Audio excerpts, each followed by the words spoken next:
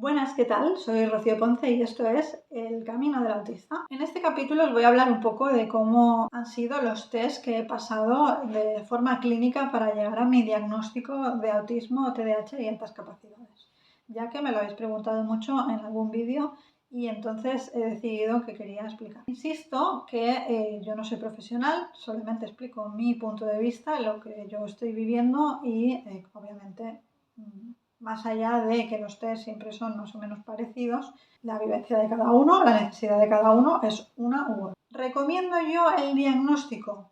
Depende mucho de la situación, porque por ejemplo en mi caso yo no estaba entendiendo qué me pasaba. Estaba en un punto de burnout bastante exagerado y a mí en la seguridad social se me estaba diciendo todo el rato que lo que yo tenía era una ansiedad muy alta y principios de depresión, cuando yo tenía clarísimo que no era eso lo que me estaba pasando.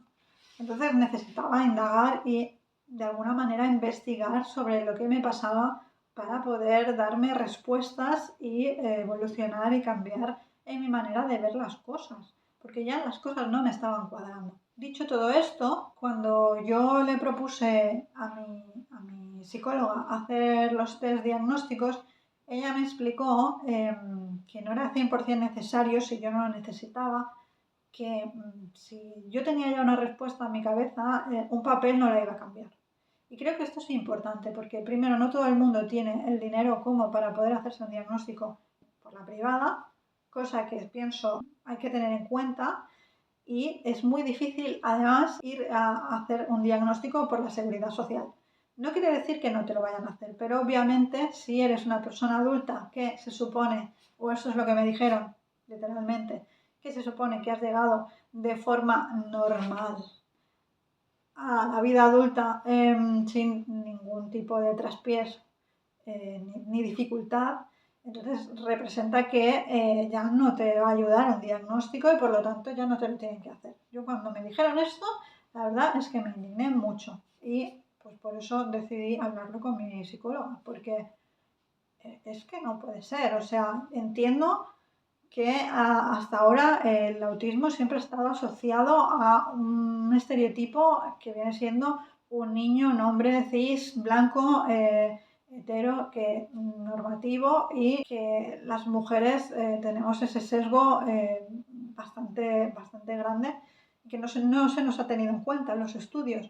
Lo puedo entender, pero eso no significa que la gente mayor, adulta, que tenemos que no estamos diagnosticados, no tengamos necesidades. Porque aunque a mí me hayan diagnosticado de autismo grado 1, todas las personas que tienen autismo tienen necesidades y tienen que buscar unas herramientas para poder ayudarse a sí mismas o pedir que se les atienda en el trabajo, en la sociedad, que luego no se hace, esto lo sabemos, luego no se hace, pero como mínimo tener la potestad de decir en un papel, o esto pensaba yo, mira, tengo esto, tengo esta discapacidad y necesito que se me tenga en cuenta. Porque si no, lo que pasa es que da la sensación de que tú no quieres hacer lo que te toca hacer o que simplemente, bueno, no te tomas en serio tu trabajo o lo que sea. Y no es verdad, no es cierto. Simplemente es que nosotros, en general, la gente neurodivergente en general paga con su salud y su tiempo todo el sobreesfuerzo que genera, ¿no? Que tenemos que hacer para llegar al final del día. Que en general esto nos pasa a todos, pero a la gente neurodivergente nos pasa más, porque nosotros tenemos que estar siempre yendo más allá de nuestra salud para poder llegar al día. Y más si eres enfermo crónico, ya ni te digo. O sea, esto es importante que lo diga porque, claro, yo no puedo separar mi vivencia de ser enferma crónica con la vivencia de ser autista o neurodivergente, porque para mí todo ha ido junto. Pero entiendo que la mayoría de veces el autismo, si no se detecta a edades tempranas, suele derivar en muchas comorbilidades como vienen siendo pues ansiedad, depresión, mucho estrés, no dormir bien. Esto suele ser bastante típico. No quiere decir que todo el mundo esté a ese nivel, pero cuando llevas años y años haciendo masking, intentando de alguna manera llegar a todo, cuando realmente es que no puedes porque no tienes esa capacidad y te están diciendo todo el rato externamente que no es suficiente, que tal, es difícil. Claro, es como si tú fueras en contra un poco del mundo, de lo que el mundo pide y tú sientes, o al menos yo he sentido siempre esa, esa, esa diferencia, ¿no? De decir, ¿por qué él puede? ¿Por qué esas personas pueden? Y parece que lo hagan tan fácil y a mí me cuesta tanto. Entonces, claro, yo no sabía si era por mi faceta de el dolor crónico, de mi enfermedad crónica, o por mi faceta de ser neurodivergente. Y resulta que son las dos cosas juntas, porque probablemente una cosa va asociada con la otra. No quiere decir que todo el mundo que tenga mi enfermedad, que todo el mundo que tenga Ehlers-Danlos tiene que tener autismo, pero la mayoría o mucha gente tiene como comorbilidad el autismo. Es más, mucha gente autista que sigo ha descubierto, después de descubrir que es autista, que es hiperlaxa y que tiene Ehlers-Danlos. O sea, es que al final la cosa es esta. Yo lo he hecho al revés. Yo he descubierto que tengo autismo porque he visto que es una alta comorbilidad con el Ehlers-Danlos. Entonces, al final dije, pues es que puede ser, puede ser. Entonces, por eso necesitaba averiguar el qué. Y también porque yo no me quería quedar solo en lo que yo pensaba que tenía. Porque muchas veces lo que nos pasa a las personas autistas, bueno, las personas neurodivergentes en general, es que tenemos ese síndrome del impostor. Porque, bueno, esto lo explicaba en el primer vídeo que subí. De alguna manera yo sentía que era una impostora en el mundo neurotípico porque no encajaba, pero también me sentía una impostora en el mundo neurodivergente porque yo no sabía por qué sentía como sentía. No sabía cuáles eran mis neurodivergencias. Por lo tanto, no podía de alguna manera definirme ni decirme a mí misma, vamos a buscar aquí, aquí y aquí. O sea, si tú sabes que eres neurodivergente, pero no te especifican, te puedes poner a estudiar tantas cosas, porque como os comenté ya en un vídeo anterior, hay muchas neurodivergencias. Entonces, hay que acotar. Muchas veces ese acotar, esa etiqueta es necesaria para poder evolucionar y seguir adelante. Al menos para mí lo ha sido, porque yo ya no sabía por dónde buscar, yo no sabía cómo continuar. Entonces, también me sorprendió que no solamente tenía autismo. O sea, algo que pasó fue eso, que gracias a hacer el diagnóstico, lo que pasó es que se vio que no solo soy autista, también tengo TDAH combinado y también tengo otras capacidades, que es lo que ha hecho que de alguna manera yo haya podido compensar y haya llegado a los 39 años de mi vida sin un diagnóstico, porque si no hubiera sido imposible. O sea, una persona que no tiene autismo altamente funcional no llega hasta los 40 años sin haber, se supone, notado algo extraño. Es así. Pero bueno, a lo que vamos. ¿Qué pasó con los test que mi psicóloga me pasó? Pues mira, la cosa es que yo los hice todos juntos. Hice los del autismo primero, luego los del TDAH y luego los de las altas capacidades.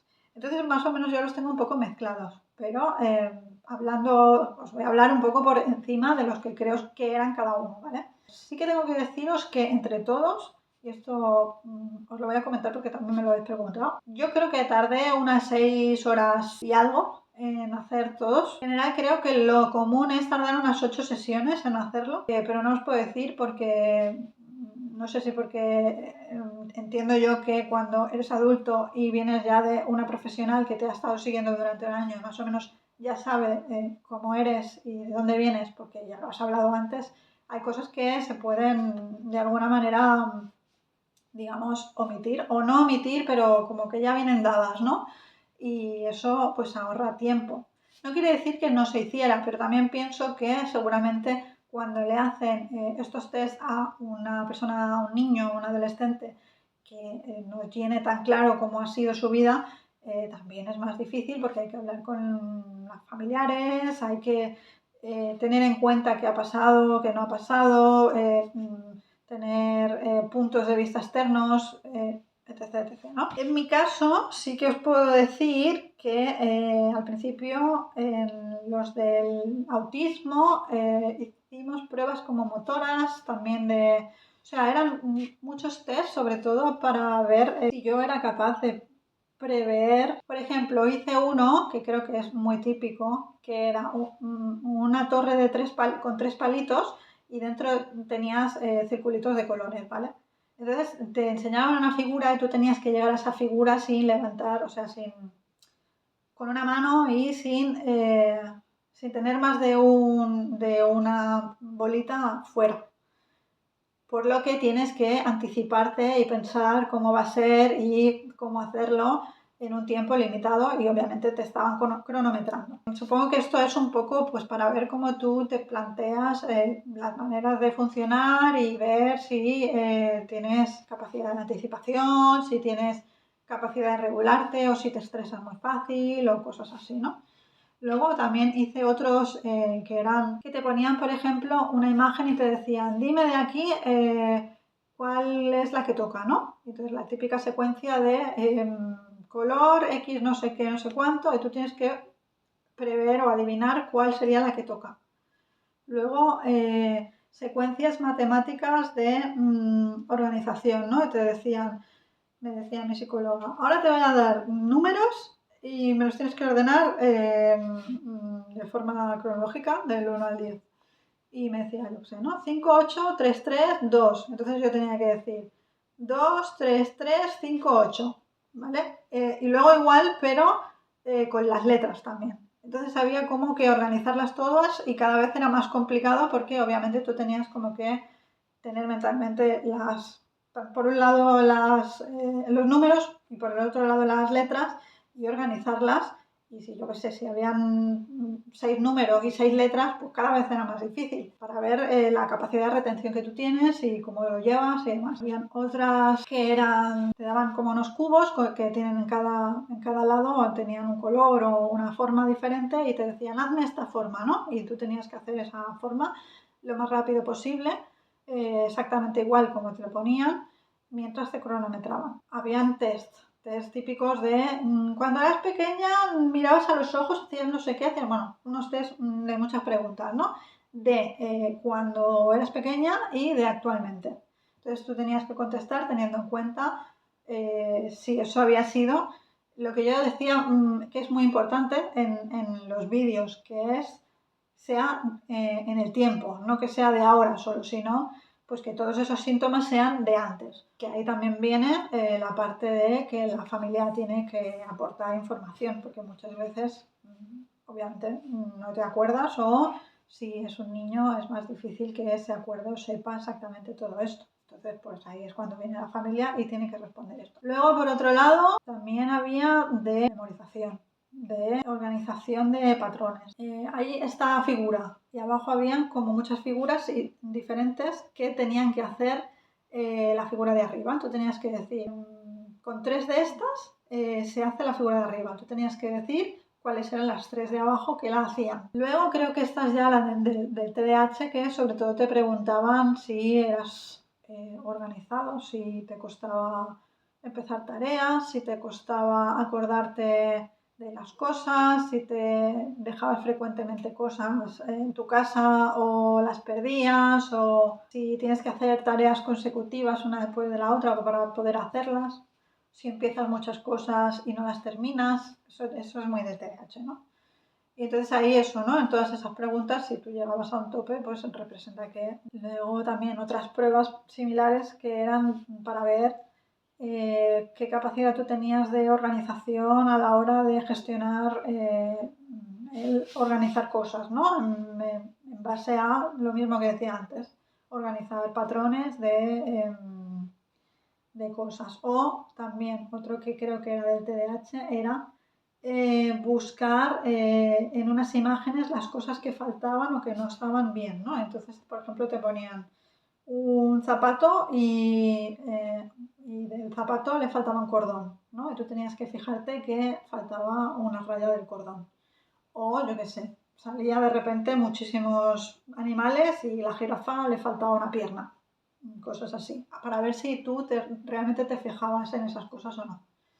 Pero eso no sé si era de altas capacidades o si era de... no sé decir. Bueno, en cuanto al de las altas capacidades, había muchas pruebas y muchas eran cosas culturales, en plan como de inteligencia, que eso yo no lo entendí, porque creo que la inteligencia no va por ahí. De hecho, hay un vídeo de Bea Sánchez que habla de eso, hace poco, que os lo dejo por aquí. Y os lo dejo también linkado abajo porque me pareció muy interesante, ya que es que yo no he hablado mucho de las altas capacidades porque primero yo no pensaba que me iban a salir, que iba a salir que yo tenía doble excepcionalidad. Y segundo, no conozco tanto como conozco el autismo o el TDAH porque no me lo había autoatribuido, entonces es complejo. Pero sí que es verdad que cuando me dio el diagnóstico y me comentó lo que salió, yo entendí lo de que por eso he llegado hasta aquí, porque he compensado. Bueno, pero a lo que iba. En los test te preguntaban cosas de cultura general, luego también había una de inteligencia matemática, donde habían problemas, que a mí se me costó muchísimo, ya digo que yo para eso soy muy mala.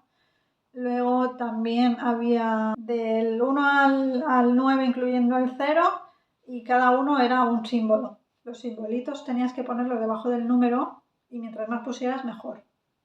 Y a todo esto creo que había uno también que era el típico de tienes que escribir lo que pone y no el color. Y muy rápido, muy rápido, muy rápido. Que no sé si ese era el TDAH, ahora que lo pienso. ¿Y qué más? Luego había los típicos también de hacer figuras y de encontrar la figura que toca. Bueno, los test eran todos bastante parecidos. De hecho, bueno, voy a leer un poco los nombres porque los tengo por aquí. Entonces voy a leer los nombres de los test que se me hicieron. Que no voy a entrar porque aquí pone también lo que son cada uno, pero no, más que nada para que os suenen, los podéis buscar, yo creo que en internet están, pero obviamente no están al completo, quiero decir, está que tú puedes mirar de qué va cada test, pero no están las preguntas para poder hacértelo, porque para eso creo que tienes que tener un número de colegiado, que cualquier psicólogo que haya trabajado o que haya estudiado para dar diagnósticos ya lo va a tener. Quiero decir, esto no lo puede hacer un psicólogo al uso si no ha estudiado para diagnosticar concretamente las neurodivergencias. Entonces, no os va a salir, sí que os va a salir como para comprarlo, pero no lo vais a poder comprar si no va asociado a un número de colegial que realmente haya cursado para poder dar este servicio. Entonces pone instrumentos de evaluación y pruebas psicométricas. WAIS 4, Social Communication Questionnaire, Autism Spectrum Quotient, Empathy Quotient, Adult ADHD Self-Report Scale, Wender Utah Rating Scale, DIVA 5, ABAS 2, Tower of London, Stroop Test. Vale, el WAIS 4 es la escala de inteligencia de Wechsler para adultos, que lo principal que se mira es la comprensión verbal, razonamiento perceptivo, memoria de trabajo, velocidad de procesamiento. Y lo que pone aquí, que creo que es interesante que os lea, es: en términos clínicos, esto sugiere una buena capacidad para comprender ideas complejas, analizar situaciones, expresar con claridad lo que piensa o siente y reflexionar sobre su propia experiencia interna. En la práctica, estas habilidades pueden facilitar la introspección y el desarrollo de estrategias compensatorias para manejar determinadas dificultades. En personas con perfiles del neurodesarrollo, esta capacidad cognitiva puede hacer que algunas dificultades pasen desapercibidas durante años, ya que la persona logra compensarlas intelectualmente, aunque continúe experimentando malestar o esfuerzo significativo en su vida cotidiana. Pues eso. Y en fin, al final lo único que os puedo decir es que a mí me ha servido el diagnóstico para ver cuál es mi realidad y por dónde tengo que partir, porque si no fuera por eso seguiría súper perdida. Así que bueno, desde aquí agradecer sobre todo a mi psicóloga el apoyo y ya sé que es su trabajo, pero más allá de eso me hizo sentir muy cómoda y me hizo sentir muy arropada y muy acogida en estas sesiones que fueron tan complejas porque, a ver, es arduo, es cansado, es es tedioso, la verdad, el hecho de tener que hacer tantos test y tener que estar ahí como, tengo que hacerlo bien, tengo que hacerlo bien. Que en el fondo no hay que hacerlo bien, hay que hacerlo como tú lo sabes hacer y eso es hacerlo bien. Pero claro, ya sabemos cómo somos también, de perfeccionistas y demás. Y bueno, pues siento que mi psicóloga me ayudó mucho a estar tranquila y a darme un espacio donde yo me pudiese sentir cómoda para hacer bien estos test y que además me ha sabido leer mucho, porque claro, me conoce ya hace un año y siento que lo que ha puesto en el diagnóstico, eso realmente me hace sentir muy vista y bueno, no puedo más que agradecerlo.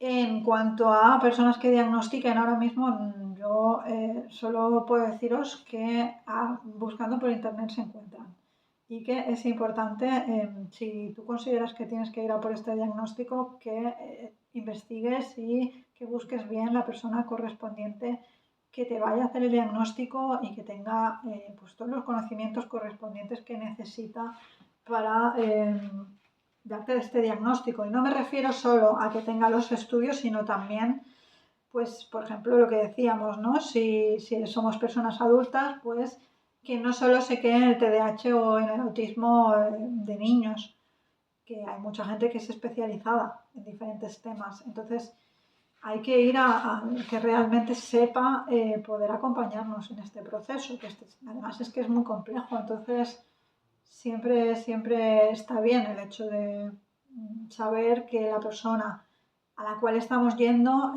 tiene experiencia exacta en lo que necesitamos, para no estar perdiendo el tiempo y sentir el gaslighting de médico que se nos hace sentir ya de buenas a primeras en la seguridad social. Y me gustaría que me comentaras en comentarios si has llegado a tu diagnóstico o si piensas ir a buscarlo y en todo caso, si ya lo tienes, cómo ha sido tu camino y si te ha sido sencillo, si en tu país hay ayudas o si consideras que puedes dar algún tipo de información que yo me he dejado en el tintero, que seguramente será así. Y nada, pues agradezco mucho que estéis aquí, que te intereses por este tema y sobre todo por cómo está siendo mi camino al respecto. Y nada, pues si te interesa seguir aquí, ya sabes, suscríbete y dale like a este vídeo para que pueda seguir creciendo y pueda seguir trayéndoos vídeos. Muchísimas gracias por todo y nos vemos en el siguiente vídeo. Un saludo.